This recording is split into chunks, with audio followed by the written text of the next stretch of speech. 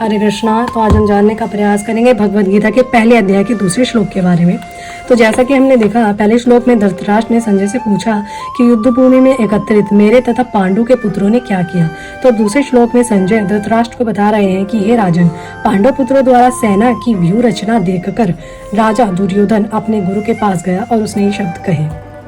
तो सबसे पहले तो हमें यहाँ पर संजय जी से ही ये सीखने को मिलता है कि किस प्रकार उन्होंने एक अच्छे वक्ता का उदाहरण देते हुए धृतराष्ट्र के सामने दुर्योधन के एक अहंकारी राजा के दुष्ट भाव को प्रस्तुत किया है। वो कैसे, देखिए, अभी दुर्योधन को युद्ध में विजय हासिल नहीं हुई है, फिर भी संजय ने यहाँ पर दुर्योधन को राजा कहकर संबोधित किया। असल में जो संजय है वो दुर्योधन के भाव को यहाँ प्रकट करना चाह रहे हैं। वो बताना चाह रहे हैं कि किस प्रकार दुर्योधन अपने गुरु यानी कि द्रोणाचार्य के पास एक शिष्य के भाव से नहीं बल्कि एक अहंकारी राजा के भाव से गया। वो बताना चाह रहे हैं कि किस प्रकार जो दुर्योधन है वो अपने गुरु से आज्ञा लेने के लिए नहीं बल्कि आज्ञा देने के भाव से गया। ठीक इसी के विपरीत जब युधिष्ठिर महाराज अपने गुरु यानी कि द्रोणाचार्य के पास जाते हैं तो वे अपने अस्त्र शस्त्र उतार कर, अपना मुकुट उतार कर नंगे पैर द्रोणाचार्य के सामने जाते हैं, उनको प्रणाम करते हैं, उनसे आशीर्वाद लेते हैं और उनसे युद्ध की आज्ञा प्राप्त करते हैं।